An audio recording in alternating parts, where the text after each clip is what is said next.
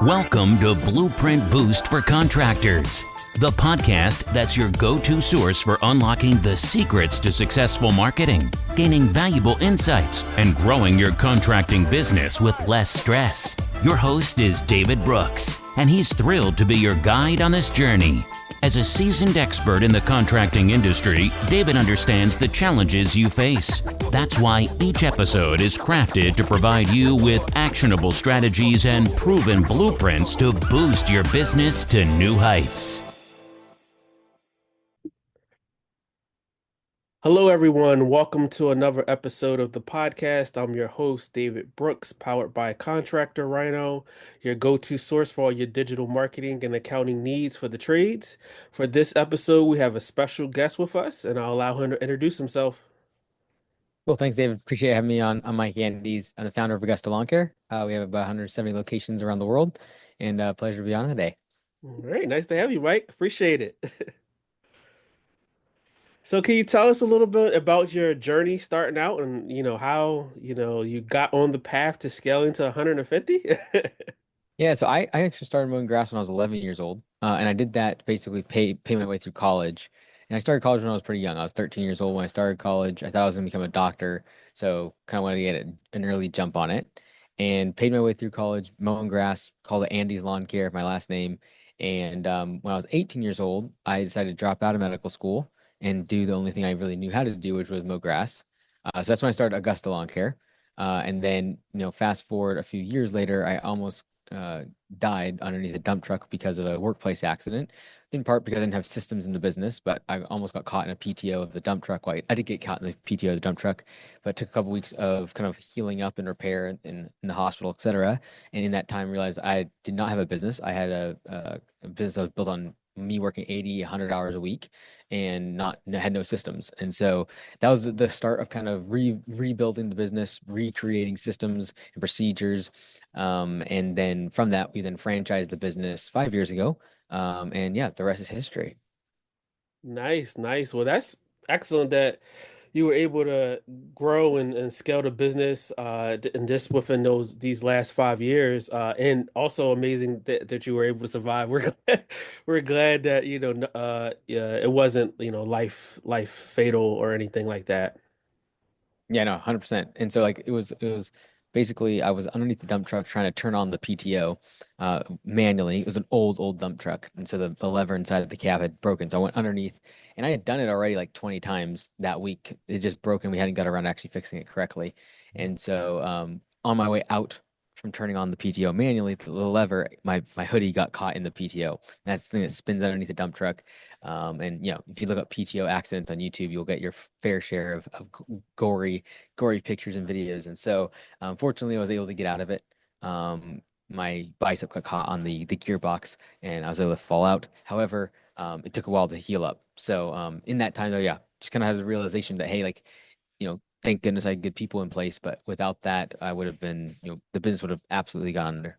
Mm, wow.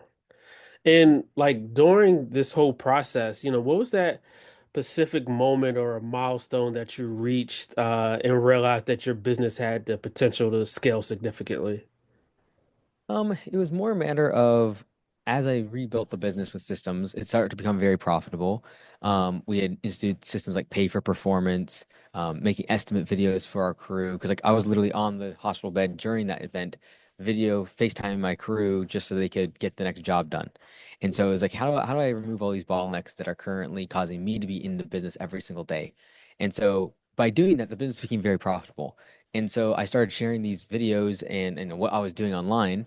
And people didn't really take me seriously because they kind of looked at me as like a content creator, an outside kind of consultant versus someone who actually cared about their business. And so we not a lot of people implemented pay for performance. A lot of people didn't implement these systems. And so I figured the only way to actually see the change I wanted in the industry was to actually create a brand that I could actually enforce a lot of these systems.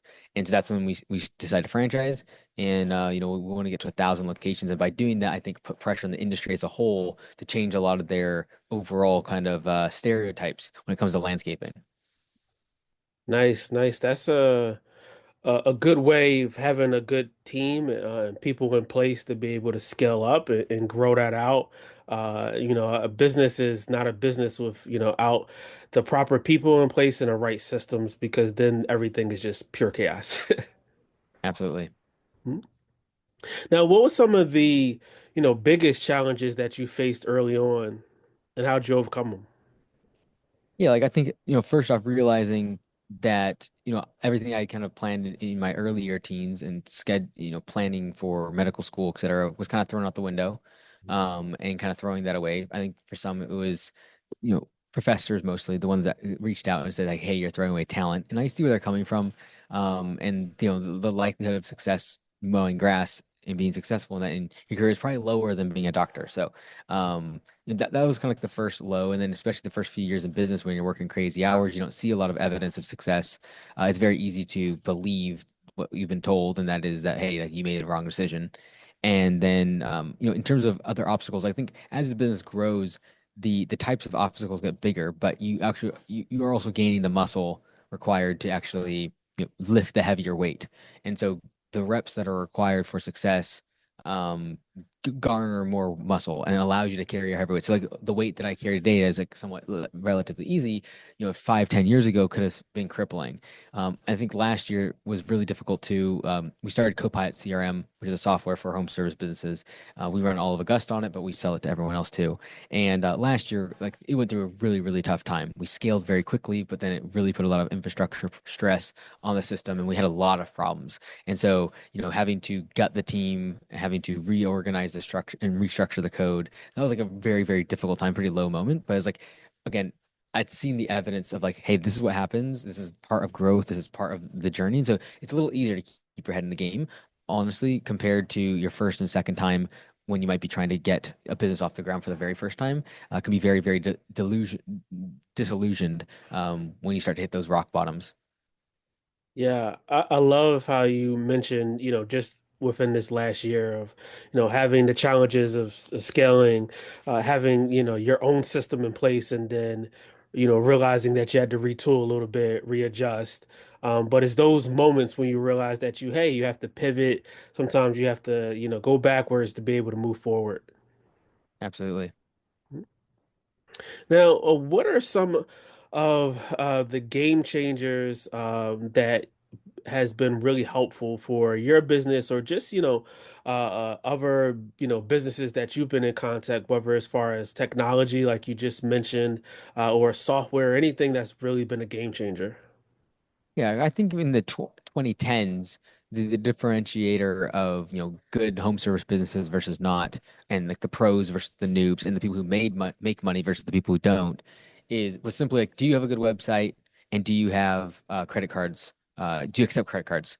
That was probably the delineating factor. I think in the 2020s, the differentiating factor from a software perspective will be around instant pricing and over the phone estimates. Like, can you give a quote to a customer without having to go visit them, drive out to their properties, take their time, your time? It's cost intensive.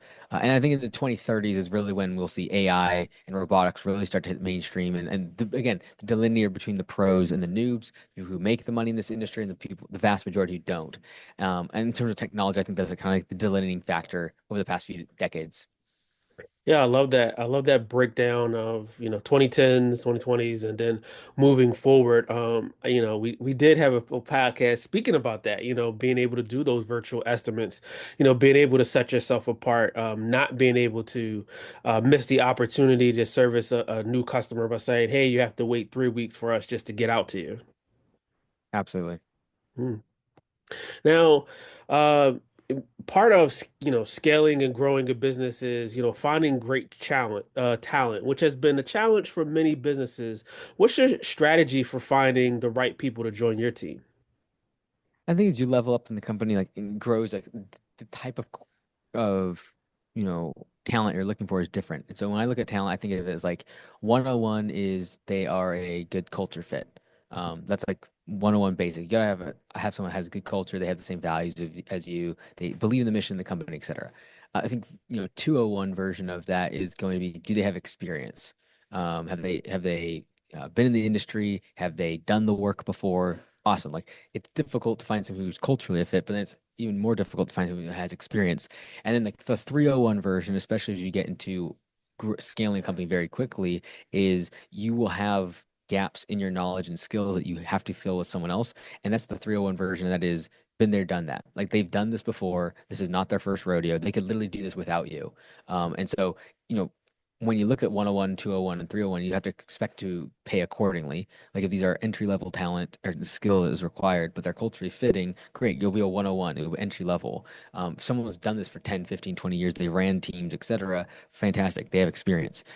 So for someone who has done exactly and solved the problems that you are currently facing, the 301 level of that is really like many times when a company is starting to scale into seven, eight, nine figures is really the unlock to the next level because you simply don't have the skills or the bandwidth to be able to be skilled in all the different areas the business is requiring at that size. I love that. When you look at, finding the right people to incorporate and put into your team, whether they're, really knowledgeable and they've been in the industry for a while, or they just coming into the industry, how do you create a really good company culture that supports growth, supports the newer people coming in, but also the seasoned people too as well? I think at the beginning, just like leading by example will get you so far. It'll get you to $1 million, and that is like you hustle the hardest. You show up early, you leave late, and that sort of grind mentality will probably get you seven figures. As you get to like eight figures and then on towards the 100 million, I think it becomes much more a matter of like, do you have a vision that people that are high caliber they can fit their goals inside of that vision and inside of your goals? Are your goals big enough for them to fit theirs inside of?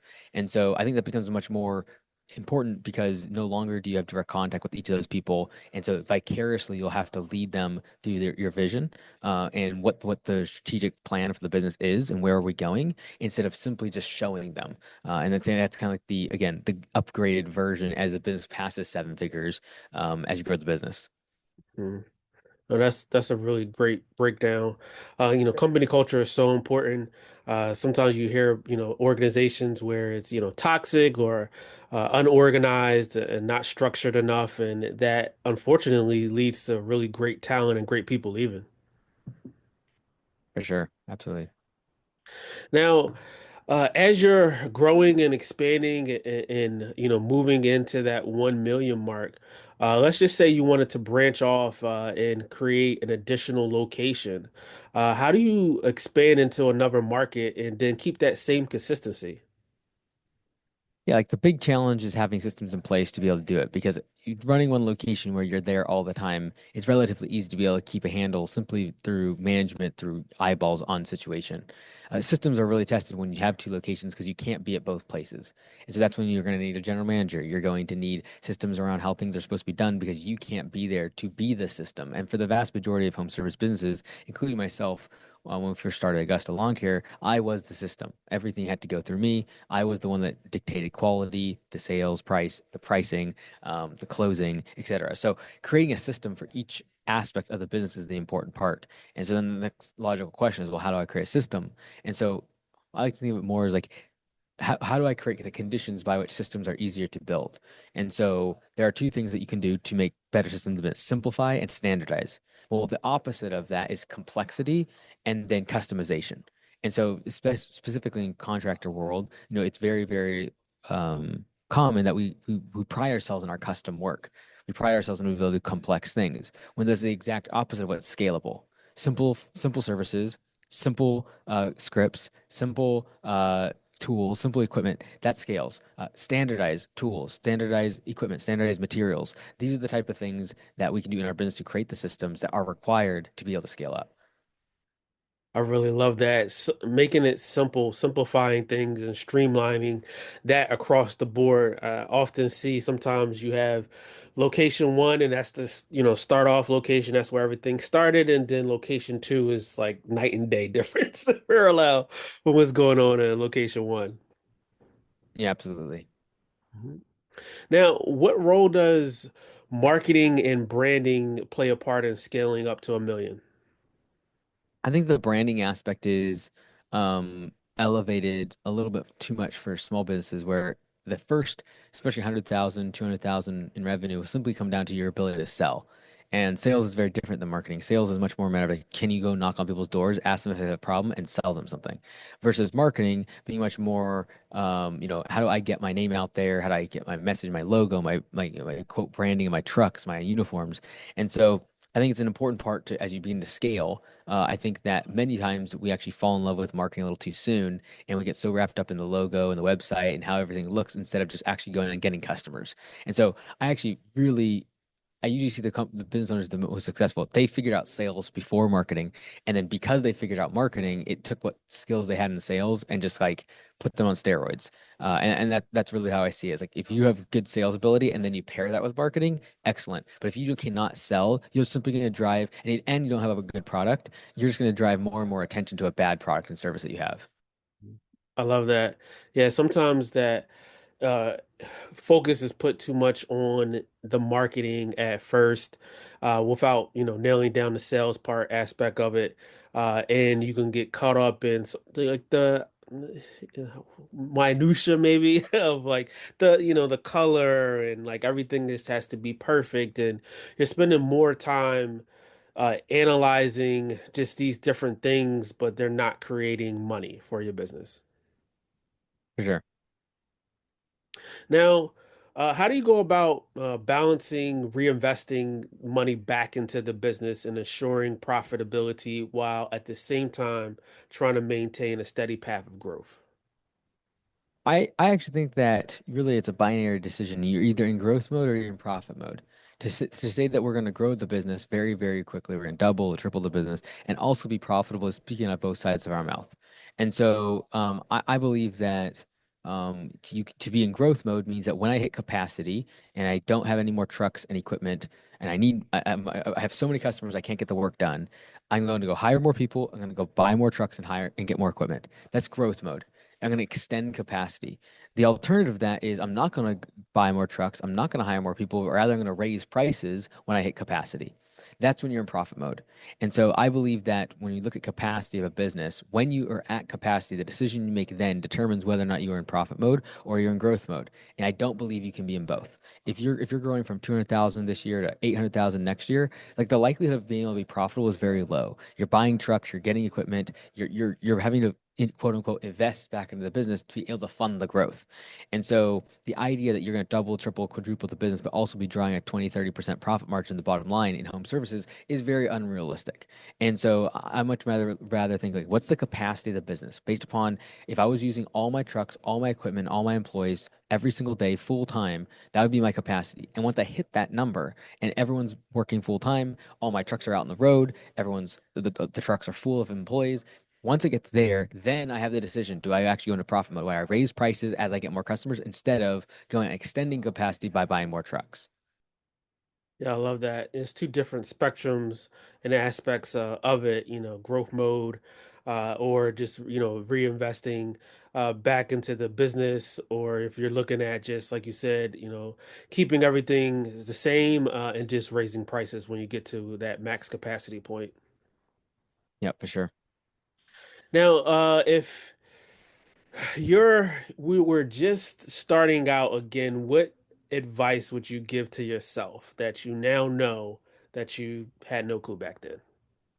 I think the big thing is like realizing that as you grow the business, it's not necessarily a better business. It's simply a matter of the type of stress that you get and you deal with is different. And so at the very beginning, when you're from 0 to 200,000, many times the stress that you experience is physical stress. You're working 10, 12 hours a day, you're out in the field, you're doing the work itself. And so everyone thinks, oh man, if I could just work on the business and grow the company, then everything will be better. And physically, you're right. From a stress perspective, but what will happen is as you begin to grow the business, you get employees.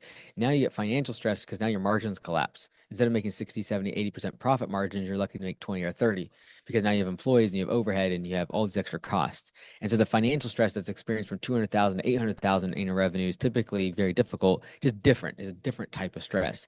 And then everyone thinks, man, if I could just keep growing, I'll make more money eventually and I'll be able to. Well, then the stress just becomes psychological. As you cross $1 million in revenue, you have lots of employees and moving parts. Every single day there's a customer that's mad at you or an employee that doesn't show up. And so something's breaking out in the field. And so the stress just is constantly changing. And so realizing that it's not a matter of a bigger business will fix my problems, but simply it will change the type of stress I'm experiencing. And then realizing what type of stress you're willing to cope with, whether that be, hey, I'd rather just do the work myself. I don't want to deal with people. I don't want to deal with low profit margins. I'd rather just take most of it home to me for me. Like then you probably say smaller. And so the notion that everyone should just keep growing the business is why the vast majority of us will grow into bankruptcy because we never actually go into profit mode. We constantly just keep growing the top line revenue. And for that reason, the only companies that make money are the marketing and lead agencies and the equipment manufacturers, and the actual home service providers don't make anything simply because we're in this constant treadmill of growth instead of actually stopping and hitting capacity and raising prices and making a profitable business. I really, really love that that point. Is when you think about it, in a whole, is sometimes you're in a growth mode, you're in growth mode, and like you said, you have to decide what kind of business that you're trying to build and what works for you. It's not one size fits all. We had a interview, and we were talking to someone, and they realized that, hey, with more employees that they had, it was more stressful worrying about people whether they're going to show up to work or not. And they just decided that it was so many different things that, hey, they wanted to retool and redo the business where they simplified to 10 plus employees to just three. And that was great for them. Like they realized that was their happy space. So, you really have to think about that in a whole of, where you actually want to be and what you're willing to deal with stress level wise. For sure. Yep, absolutely. Now, what are some common mistakes that you see other home service businesses making? Yeah, I think many times like focusing on the wrong thing at the wrong time. I think at the very beginning, it's very easy to think that like I need to think about strategy and working on the business. When in reality, as a laborer, 0 to 200,000, like the focus should be how do I be more efficient? How do I get more jobs done? How do I work harder? How do I work more longer hours? How do I make sure that I'm able to be profitable at this stage? And then as you begin to grow, you have like the role of an owner really at 0 to 200,000 is that of a laborer. The role of an owner from 200,000 to 800,000 as you get employees is that of a manager. You know, learn how to manage and do hiring and team meetings and comp plans and all these other aspects. And then the role of an owner as you pass that level becomes much more of that of an architect. You step away from the building. You actually analyze, you create systems, you start to think about strategy, start to think about the weak areas of the business, like an architect would. And so if you're running a $5 million business and you're hopping back into the field to do the work and that of a laborer, then you're in the wrong spot at the wrong time. And the same thing I think is true for an owner that's doing $100,000 in a revenue, but trying to think about like a $10 million business. It's like, look, this does not matter. Like you should be focused on how do we get more work, how do we get more jobs done? You should figure out software so you can actually route your jobs correctly and get two or three extra jobs done in the day. These are the type of things like focusing on the wrong thing at the wrong time would be the biggest weakness. I love that. Making sure that you're focusing on the right aspect. Another thing that you mentioned in there, that we haven't really touched on is that, hey, I'm an owner and I'm working inside the business. I'm out in the field, but then when you transition to manager, what are some of the things that you need to think about? Because those are two totally different things where, you start off, hey, this is what I, love to do. And then I grew from one person for just doing it myself to having employees. But now I go from that to, hey, now I'm responsible for holding team meetings. Now I'm responsible for HR. Like, how do you navigate transitioning into that? Yeah, like it's a different form of leverage. Like at the very beginning when you're doing the work yourself, you getting a better piece of equipment or you putting, getting a better tool or whatever, it might increase your leverage by 10, 15% because you become more efficient. When it comes to management, if you can increase the efficiency of your team by say 10 or 15%, you just added 100% of one employee. And so you just get an order of magnitude greater leverage when it comes to the changes you're making in the business. So it matters even more so the changes that you're making because if I can make a 10% improvement with 10 people, that's the equivalent of one full-time employee. And so I think focusing on the fact that your leverage is found not in doing more work, but simply doing the work more efficiently and scaling that and teaching it and coaching and getting other people to do that system and adherence to that system is the important part. Yeah, that's great. That's really good.